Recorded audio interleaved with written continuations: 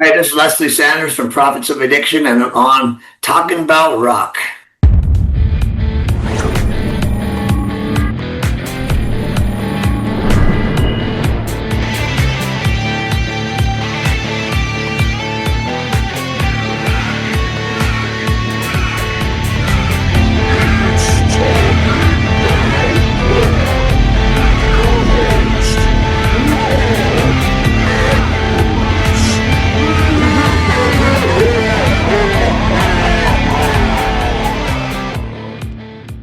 Okay, today we have for you the West Coast-based glam punk and rollers, Prophets of Addiction. They've released the new music video for the track Slipping Away from the latest album, Face the Music. Joining us now, let's welcome Leslie Saunders. Leslie, how are you, man? I'm good. How are you?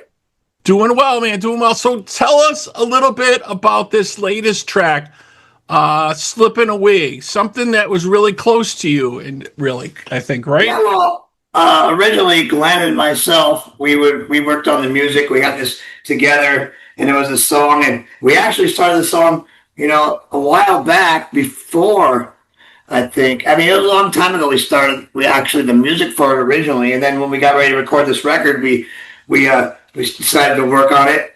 And then during the meantime of that, my father had passed away, and it just seemed like the perfect song to write about that experience. The song, the music, musically it fit what I thought I could come up with lyrically for it, and basically that's what I did. After I was pretty much with him for side by side with him for like a year or so as he battled the cancer, and these were kind of my thoughts, and some of the things in the song reflect that. These are some of my thoughts that I had during that time period, and some things that we did together. And we sat around and did a lot of talking and stuff like that. So because we would just get out of the house and drive around. He couldn't do too much, so we would drive around in the car and do stuff like that. So right. Such a great track, and obviously our condolences for your loss there, definitely. And thank you. And so when you guys actually started this project out in 2011, you guys did Babylon Boulevard was the first release. Can you tell us kind of the process of starting this project out and putting the band together a little bit? Yeah, well, I had moved back up. I lived in Hollywood for basically 18 years, except for like 1 year. The band had moved. The whole band, we moved back up to Seattle at one point that I was in. And then, anyways, I went back to LA, and I came back up to LA and basically got sober. Came back up here, got sober, and then, I was starting to help my parents a lot and stuff, and kind of started hanging around them more as I got sober, and built up my relationship with my dad, and we kind of became friends. But anyway, so before that, I kind of just was going to jam with some guys, and as usual, I was like coming up with song ideas, and I was kind of just doing it for fun, for something to keep busy, and then we recorded that first record. That's how that kind of happened. It wasn't even really planned to go any further than where it was. I had the thoughts at first that if once I got sober, I could probably never write a song again. So I didn't know what was going to happen. But I think at the end of the day, I think I did some of my best work now since I have been sober, so to speak. Yeah, definitely. And on that first album there, you also had an old friend of yours from what I was reading here, CC DeVille from Poison. That was on the second record, actually. Oh, on the second one? I'm sorry. Yes. Okay, yeah. So he guested on that for you, which was really cool, yeah. Yeah. And he told me at one point, too, he goes, when I was trying to get sober, I talked to him, I came up to he put me on the list for a Poison show up here in Washington, and I saw him, he's like, you stay sober, and, we're going to do something one day together. So I don't know if that was the one thing, or, I haven't heard about lately. So, I didn't know if he meant us doing actually a band together, or what he meant, but at least, if nothing else, we did do something together, and that's what he did, I offered to pay him. He didn't want no money. He just came up and came to the studio at the time we were recording at Phil Soussan's house in the Hollywood Hills. So CC drove up from Orange County or wherever he was and came and did that. So that was cool. Yeah, definitely very cool. And obviously, the world's kind of still trying to figure out what's going on with Poison, right? There's been stuff going back and forth the internet all the time, Right. So I guess we'll have to stay tuned and see what happens with that for sure. Yeah. But another legendary player you got on here, and you just mentioned his name, Phil Sassoon. How did that collaboration start out with? Obviously I just kind of, with Ozzy and Billy Idol. yeah, like back in the days, I just kind of met Phil. I was a kid and I moved to Hollywood. And I was just outside. I was outside the Rainbow and stuff. Hey, there's that guy from Ozzy. Maybe he was. I don't remember if he was still in Ozzy at the time or what. And that's kind of how I first met him. I just started kind of bugging him, and somehow we'd see him and we'd talk, and then him and Randy Castillo, they decided at one point they wanted to start producing bands and stuff. So they approached me, hey, we think your band's cool. We want to do this. So Phil recorded I had that band called City Girls Boys. Phil recorded that. And then, I just kind of was friends with him. It was kind of funny. We both have like the same birthday. He's older than me, but it's the same day, June 23rd. And we just became friends like that. I talk to him all the time. Now I talk to him all the time on the phone and everything. I stay at his house when we're down there recording sometimes. So we've been friends for a long time. It's probably 30 years now. Yeah. So whenever I do stuff, I trust Phil and I trust what he's going to do, and I know he's got our best interest in mind. He's not just trying to push us in and out and collect some money from me. Right. And he pushes me. He pushes me, and he'll literally say, "Hey, that sucks. Try that again." Right. Well, all right. Which I want the people to go, "Oh, sounds great," and then later you're like, "Oh my god, that's terrible." Yeah, and you spent some time with some other legendary players here, Marky Ramone and Phil Lewis from LA Guns as well. Yeah, Phil Lewis was doing some solo stuff at one point with him and Muscat, so I played some shows with them, and Marky needed a bass player, some tours. I played bass on that, and I just I never tried too much to play with a bunch of other people really, but I did those. I kind of always enjoyed writing songs and doing my own thing.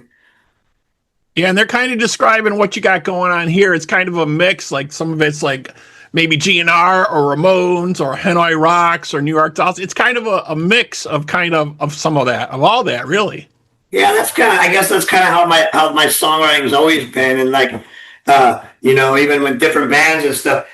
Like for example, we the other band, City Girls Boys, we would tour and play shows with like LA Guns and bands like that, and then we would go on tour. Like Dee Dee Ramone wanted us to play all the shows with him towards the end. I think we played like the last 10 shows or something he played. And so he really liked it. And our music would come across and it would be good with that type of punk band. But then also we could go and play New Year's Eve with LA Guns and Circus of Power or whatever, the Troubadour, and people liked us there too. So it kind of crossed over between kind of the glammy rock and kind of the punk stuff, but obviously it can't be the certain kind of glammy rock and it can't be the other heavier kind of punk because then it don't fit. But that kind of, and that a lot of the English punk we would fit more with them. Not the Southern California, the hardcore punk. Obviously we don't fit with that, but Yeah, definitely. And you brought up, Troubadour, so that harkens back to all those glory days, like Gazzari's back in the day, right? And all those different clubs that we used to have out there, which was outstanding. It seems that it's really hard now. There's not as many rock clubs as there used to be, and it's so difficult. I know for you guys to just to tour, it's immensely expensive, right? We've been looking for shows and we've been doing stuff, and one thing I'm not going to do is just go. I used to just go around the country and we'd play all these shows. I'd book tours like 72 dates in like 65 days, and I'm just not going to do that anymore. We want to get on a good tour. We want to play some good stuff. If it doesn't happen, it doesn't happen. We had some stuff booked this year, and we had something booked, and that's just not going to happen now. It's just, there's just a lot of circumstances, broken promises, exaggerations, etc. It's like we're not getting on a plane and flying to England for, because just wasn't what we were looking for, Right. I know a lot of people are just not looking to. It has to be good though, Yeah. And in the lineup, we need to find if we can't get the right people to play that want to tour. I'm not going to do that either, because what's fun for me is sounding super good and being really good, and what's fun for other people sometimes is something different. They say I try to ruin the fun because I want to sound good. I don't want someone all wasted. So if they want to get all wasted, I'd rather not be there. Yeah, you definitely don't need that, right? I mean, Not at this age, especially. yeah, I mean, the deal is now, right? You want to put on the best performers because that's where you guys are making the money when you're doing your shows and you're doing your tours. You know, well, I know what it should sound like, and I know what it's capable of sounding like. And if it doesn't, then it's just not. It doesn't feel good. You know, if you're trying to capture a feeling, trying to create this thing, and it doesn't sound like that, then what's the point of being there? I mean, yeah, a sports team doesn't show up on purpose to lose. You know? right. That's a good analogy. You know, they want to be the best they can be. If they lose, they lose. But at least you go into the situation thinking you're the best prepared and you're going to win. And that's what I want to do. I want to have that feeling every time. If something goes wrong on the stage, someone breaks a good string, whatever, you know, that happens. But if you just go up there and you just suck because you're unprepared and you don't give a shit, then I don't want that. Yeah, definitely agree with that. Yeah, it really amazes me some of the stuff that's gone on over the last year or two with some of the bands who don't play live or play the tracks or have all these different things. You know, I guess there's times when you need some of that depending on what's the background of it, you know what I mean? But I think the live experience is something, you know, that people still cherish, you know what I mean? Yeah. So it's just weird. It's just weird to see that, and some of the demographic of people, they're accepting of that. They're like, fine. They're like, I don't have a problem with that. You know, I'm old school. I want to see the music live. You know? Yeah, I mean, if I had to, in the perfect world, if I could, I'd want to have one of those bands with like 12 people in there, where you got a real piano player, a real keyboard player, and you got players. You know, I would rather do that than have play two tracks anytime. But you know, those people want money, so a lot of those bands are probably, well, we can't do that. We'll just put these tracks on. But I think that also tracks, even in all they sound good, but you're stuck. You have to play the song a certain length. You can't extend a section. You can't vibe off it. You can't feel what it's supposed to feel like. You're trapped. I mean, unless you turn them off, but I don't like that either. I like this. If the crowd's going crazy in a part, I want to hold that part longer, you know, and just, you gotta have the players where we just come back into the song right when you know, count it off or so. All right, we're gonna start this again and go right back into it. Yeah, that's definitely the way to think about it for sure. A lot of flexibility and stuff. So tell us a little bit about some of the other folks you got in here. Start with we got Wayne Stokely on drums here. Yeah, Wayne. You see, that was the thing. Wayne was supposed to do this a long time ago. And then he had his health situation that he has going on now. And so, you know, he had to stop. And at one point, he didn't know if he was ever going to even be able to play drums again and stuff. And, you know, he can't see. I mean, I guess he's legally blind. He can see a little bit, but not very good. And, you know, then so it's me and then Wayne and Chad. And, I mean, that's kind of the foundation of it. Phil helped play on the record. And, you know, maybe he would play if we played a show.